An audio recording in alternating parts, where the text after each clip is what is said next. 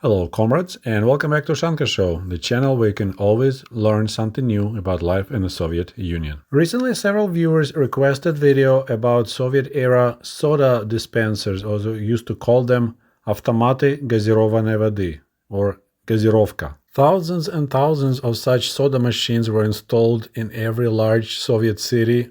In Kiev, they were all over the place. And looking back, I'm appalled, I think that's the correct word, horrified and grossed out that I used them pretty much on a daily basis during the summer. It was hot and it was pretty much the drinking hole. That's where you can quench your thirst while you're out and about. If you follow my channel, you should know by now that I was born in 1971, so my recollection starts sometime from like late 70s and into the 80s.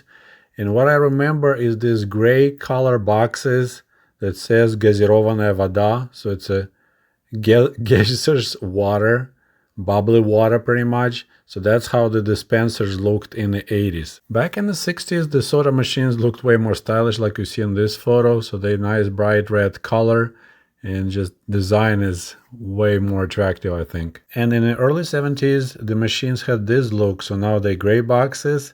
Still got some cool design. This photo was taken in Leningrad back in 1973. Prices remained the same though through the 60s, 70s, and 80s. That's one of the benefits of life in the Soviet Union. Officially, we had no inflation. So as you see at this photo, it's a close-up. On the left, it says «Одна монета, одна копейка, вода без сиропа». 1 coin, 1 kopek, water without syrup. On the right, it says «Одна монета, 3 копейки, сироп мандариновый». 1 coin, 3 kopecks, and you will get your soda with the mandarin flavor syrup. 1 kopek coin was quite tiny, as you see in this video. I have some of these coins in my collection. And by the way, a while back I already made a video about purchasing power of Soviet money, and there's a separate video just items you could purchase for that 1 kopek. And here you could see the size of the 3 kopek coin, so it was quite larger. And I also have a video about things you could buy for 3 kopecks. Some people, mostly kids, tried sometimes to trick the soda machine and use a 2 kopek coin to get a drink with syrup. So you need to make the coin wet, which makes it slightly heavier, and then when you insert it, you push really hard. And if you do it just right, machine will think they got 3 kopek coin. You gotta get a drink with syrup. And there's another short video that you could compare the size of 1 kopek coin and 2 kopek coin. And 2 kopecks were also used for doing the phone calls from the payphone. And while we're on the topic of small Soviet coins, I also have a video about things you could buy for 2 kopecks.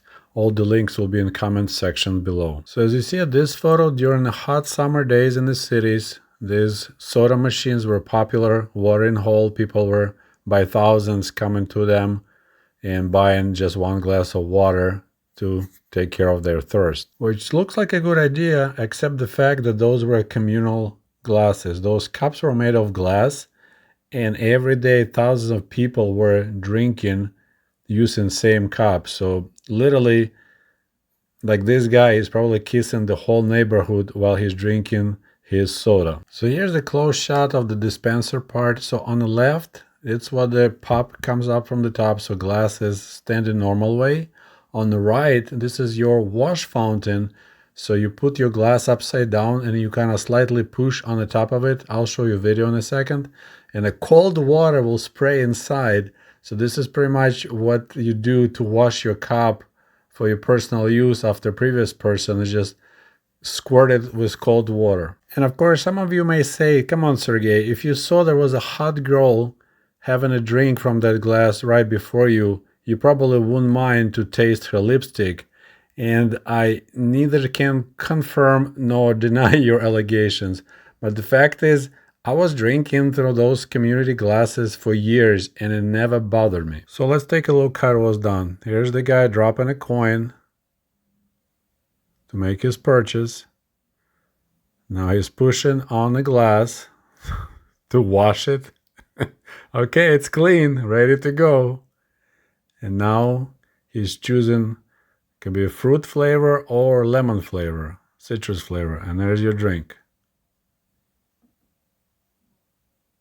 There you go. Enjoy your soda. And as I mentioned earlier, now I'm shocked that I was doing this and it never bothered me. I never had any second thought about germs or any other diseases could be transferred by kissing the same glass that other persons just put their lips on. But back then, no one pretty much cared. Thousands of people were drinking it, and that's, I guess, the best way to build the herd immunity using communal glasses at the Soviet soda machines. Although when I was researching for this topic, I found some comments that people said, well, my parents never used those communal glasses. They always carried in their pockets this, they call it tourist glass.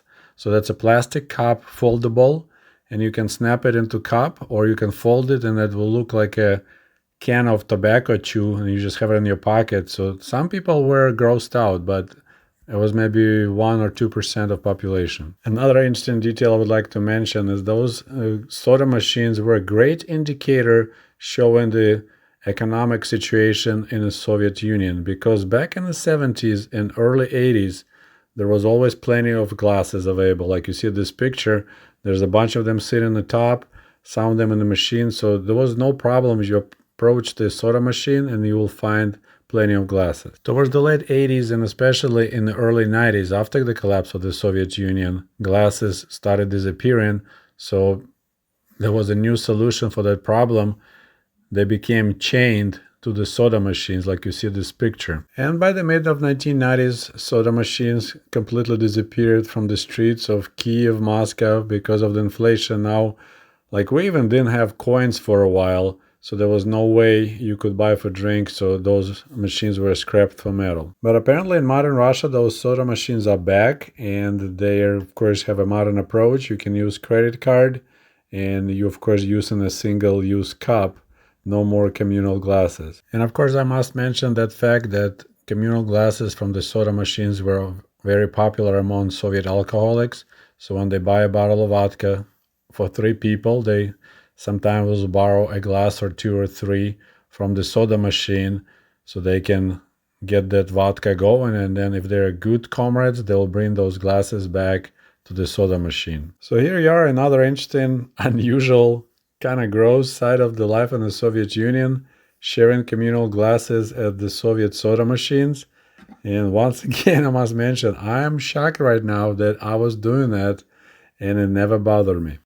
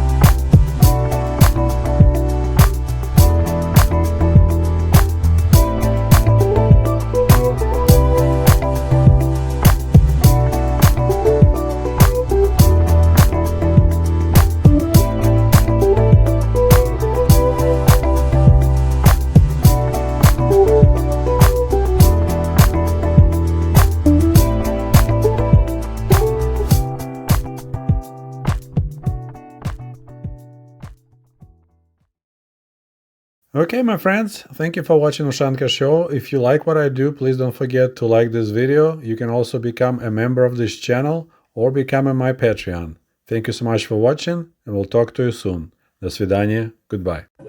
Sergey wrote a book based on diaries he made when he was first in the United States. And as I understand, this is just volume 1, right? That's correct. He's going to have multiple volumes coming out. Well, I said, well, since Sergey is kind enough to come up and speak with us, I bought the book. I said, I might as well read this. I read this in one sitting, 2 hours, 2.5 hours. I just couldn't put it down. It was so fascinating because your writing is very compelling, for one, and his story is very interesting for two. It's really interesting. You know, we've lived here our whole lives. We don't have that perspective. It's just so interesting to hear someone else's perspective about what we take for granted.